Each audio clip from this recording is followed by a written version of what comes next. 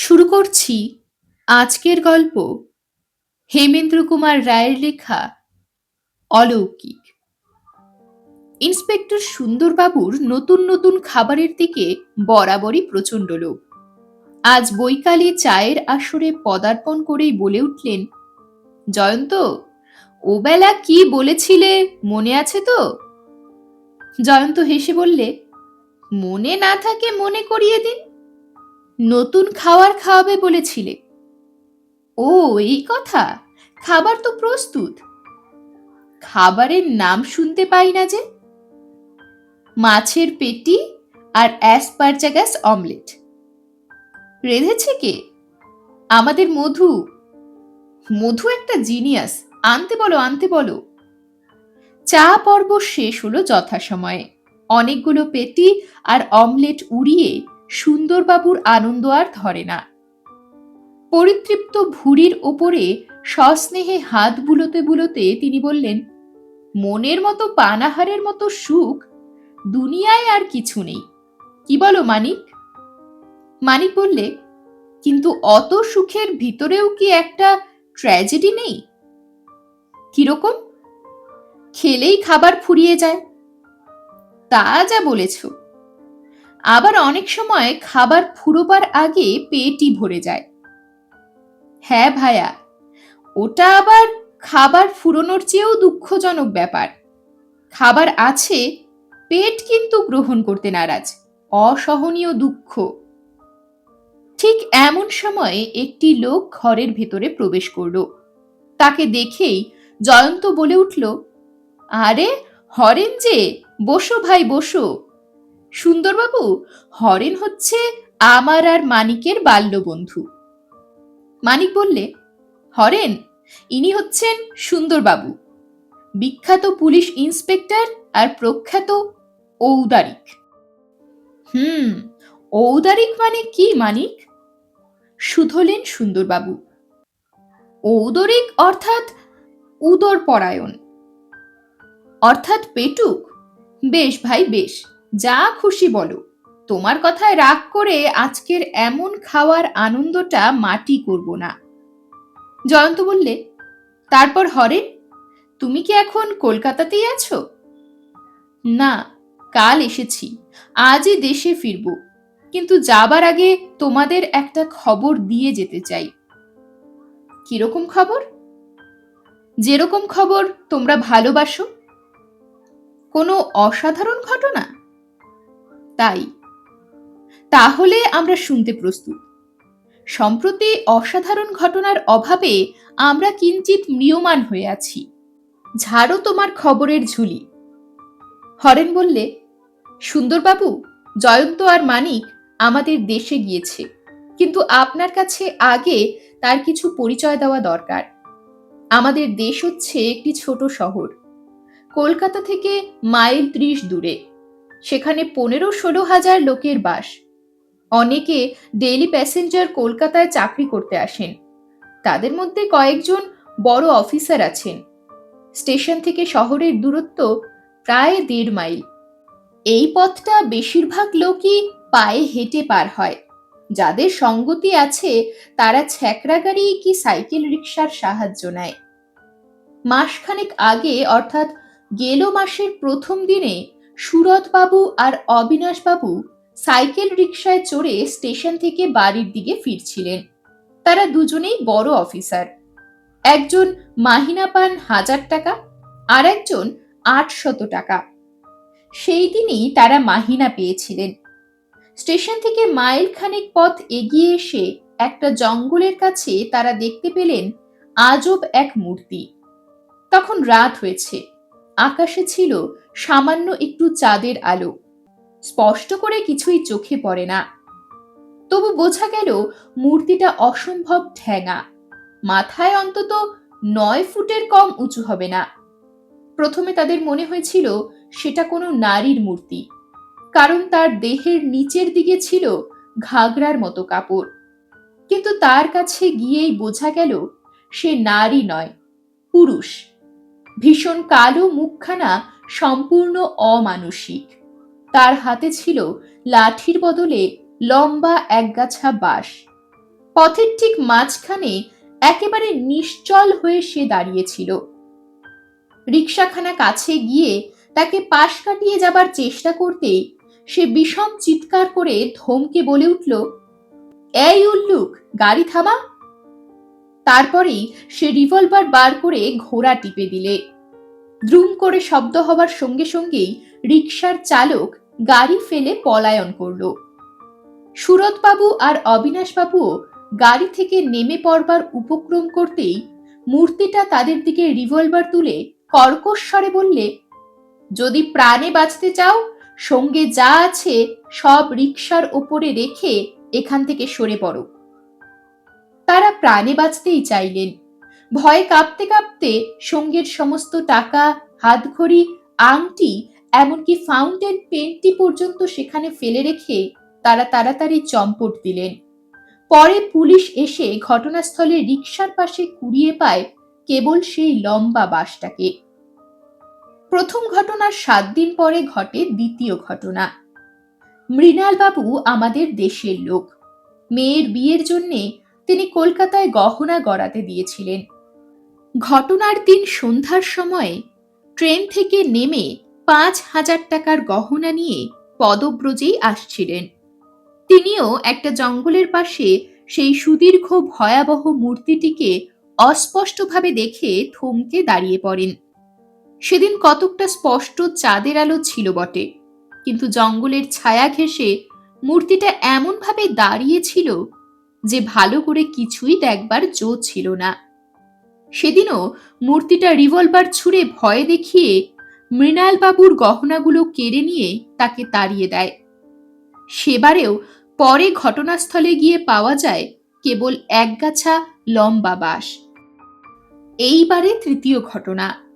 শশীপদ আমার প্রতিবেশী। কলকাতার বড় বাজারে তার কাপড়ের দোকান। ফি শনিবারে সে দেশে আসে।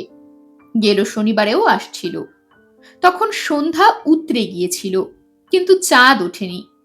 স্টেশন থেকে শহরে আসতে আসতে পথের একটা মোড় ফিরেই শশীপদ সভয়ে দেখতে পায় সেই অসম্ভব ঠ্যাঙা বিভৎস মূর্তিটাকে। অবশ্য ভালো করে সে কিছুই দেখতে পায়নি, কেবল এইটুকুই বুঝেছিল যে মূর্তিটা মানুষের চেয়ে প্রায় 2 গুণ উঁচু। সেদিনও সে রিভলভার ছুঁড়ে শশীপদর কাছ থেকে 7,000 টাকা হস্তগত করে। শশীপদ দৌড়ে একটা জঙ্গলের ভেতরে ঢুকে পড়ে। তারপর সেইখানে বসেই শুনতে পায় খটাখট খটাখট করে কিসের আওয়াজ। ক্রমেই দূরে গিয়ে সে শব্দ মিলিয়ে যায়। শশীপদ ভয়ে সারা রাত বসেছিল জঙ্গলের ভেতরেই। সকালে বাইরে এসে পথের উপরে দেখতে পায় একগাছা বাঁশ। জয়ন্ত, এই তো ব্যাপার। পরপর 3-3টে অদ্ভুত ঘটনা ঘটায় আমাদের শহর রীতিমতো আতঙ্কগ্রস্ত হয়ে উঠেছে। সন্ধ্যার পর দলে খুব ভারী না হলে পথিকরা স্টেশন থেকে ওপথ দিয়ে শহরে আসতে চায় না। অনেকেই মূর্তিটাকে অলৌকিক বলেই ধরে নিয়েছে। এখন তোমার মত কি?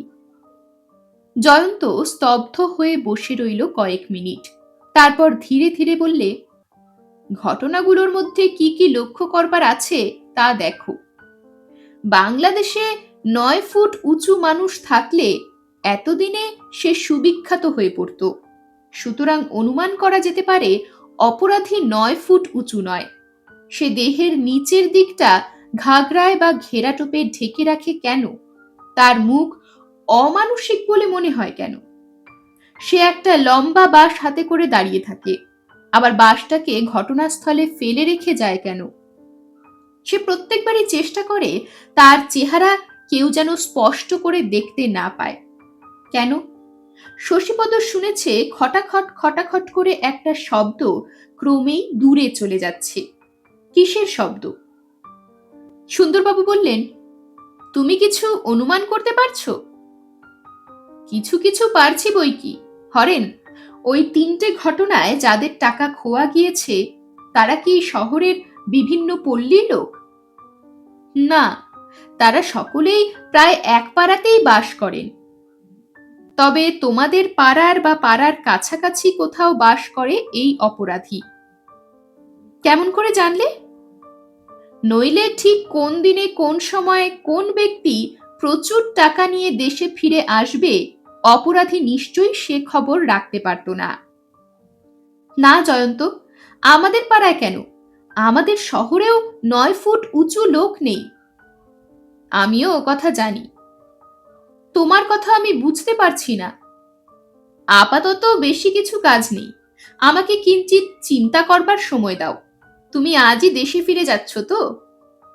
হ্যাঁ, পরশুদিন আমার কাছ থেকে একখানা জরুরি চিঠি পাবে, আমার নির্দেশ অক্ষরে অক্ষরে পালন করবে।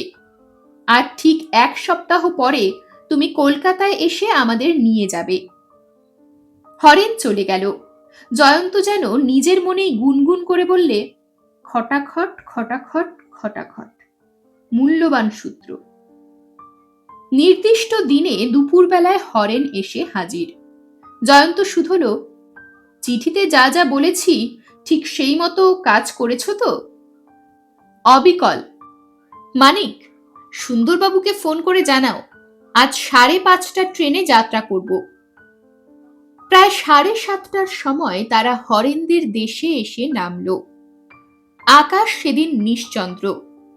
স্টেশন থেকে শহরে যাবার রাস্তায় সরকারি তেলের আলোগুলো অনেক তফাৎ থেকে মিটমিট করে জ্বলে যেন অন্ধকারের নিবিড়তাকে আরো ভালো করে দেখবার চেষ্টা করছিল। নির্জন পথ, আশেপাশের ঝোপঝাপের বাসিন্দা কেবল মুখর ঝিল্লির দল। 2খানা সাইকেল রিকশায় চড়ে তারা যাচ্ছিল। প্রথম গাড়িতে বসেছিল হরেন ও মানিক, দ্বিতীয় গাড়িতে জয়ন্ত ও সুন্দরবাবু। সুন্দরবাবু বললেন, তুমি কি যে বুঝেছ তা তুমিই জানো, আমি ছাই এই ব্যাপারটার লেজামুড়ো কিছুতেই ধরতে পারিনি। জয়ন্ত বললে, ঘটনাগুলো আমিও শুনেছি, আপনিও শুনেছেন। তারপর প্রধান প্রধান সূত্রের দিকে আপনার দৃষ্টিও আকর্ষণ করতে ছাড়িনি। মাথা খাটালে আপনি অনেকখানি আন্দাজ করতে পারতেন। মস্তক যথেষ্ট ঘর্মাক্ত করবার চেষ্টা করেছি ভায়া, কিন্তু খানিকটা ধোয়া ছাড়া আর কিছুই দেখতে পাইনি। মুটেরাও মস্তককে যথেষ্ট ঘর্মাক্ত করে, কিন্তু তারা উপলব্ধি করে কতটুকু? সুন্দরবাবু, আমি আপনাকে মস্তক ঘর্মাক্ত করতে বলছি না, মস্তিষ্ক ব্যবহার করতে বলছি। একটা শক্ত রকম গালাগালি দিলে বটে, কিন্তু তোমার কি বিশ্বাস আজকেই তুমি এই মামলাটার কিনারা করতে পারবে? হয়তো পারবো, কারণ অপরাধীরা প্রায় নির্দিষ্ট পদ্ধতিতে কাজ করে বিপদে পড়ে। হয়তো পারবো না, কারণ কোনো কোনো অপরাধী নিজের নির্দিষ্ট পদ্ধতি ত্যাগ করতেও পারে। কিন্তু হুঁশিয়ার, পথের মাঝখানে আবছায়া গোছের কি একটা দেখা যাচ্ছে না? হ্যাঁ, দেখা যাচ্ছে বটে। মুক্ত আকাশের স্বাভাবিক আলো দেখিয়ে দিলে অন্ধকারের মধ্যে একটা অচঞ্চল, নিশ্চল ও সুদীর্ঘ ছায়ামূর্তি। বাতাসে নড়ে চড়ে উঠছে কেবল তার পরনের জামা কাপড়গুলো। আচম্বিতে একটা অত্যন্ত কর্কশ ও হিংস্র চিৎকার চারিদিকের নিস্তব্ধতাকে চমকে দিয়ে জেগে উঠল। এই, থামাও গাড়ি, গাড়ি থামাও। সঙ্গে সঙ্গে রিভলভারের শব্দ, কিন্তু তার আগেই অতি সতর্ক জয়ন্ত ছুটন্ত গাড়ি থেকে বাঘের মতো লাফিয়ে পড়েছে এবং গর্জন করে উঠেছে তারও হাতের রিভলভার। গুলি গিয়ে বিদ্ধ করল মূর্তির ডান হাতখানা। তার রিভলভারটা খসে পড়ল মাটির উপরে সশব্দে। কেবল রিভলভার নয়, আর একটাও কি মাটিতে পড়ার শব্দ হলো, বোধহয় বংশদণ্ড। অস্ফুট আর্তনাদ করে মূর্তিটা ফিরে দাঁড়িয়ে পালাবার উপক্রম করলে, কিন্তু পারলে না। 1 সেকেন্ডে টলটলায়মান হয়েই হুড়মুড় করে লম্বমান হলো একেবারে পথের ওপর। দপদপিয়ে জ্বলে উঠল 4-4টে টর্চের বিদ্যুৎ বন্যি। জয়ন্ত ক্ষিপ্ত হস্তে ভূপতিত মূর্তিটার গা থেকে কাপড় চুপড়গুলো টান মেরে খুলে দিলে। দেখা গেল তার 2 পদের সঙ্গে সংলগ্ন হয়ে আছে 2খানা সুদীর্ঘ যষ্টি, ইংরেজিতে যাকে বলে স্টিল্ট এবং বাংলায় যাকে বলে রণপা। জয়ন্ত বললে, দেখছি এর মুখে রয়েছে একটা প্রকাণ্ড মুখোশ, কাফরির মুখোশ। এখন মুখোশের তলায় আছে কার শ্রীমুখ সেটাও দেখা যেতে পারে। আর এক টানে খসে পড়ল মুখোশও। হরেন সবিস্ময়ে বলে উঠল, আরে এ যে দেখছি আমাদের পাড়ার বাপে খেদানো মায়ে তাড়ানো রামধন মুখুজ্জে।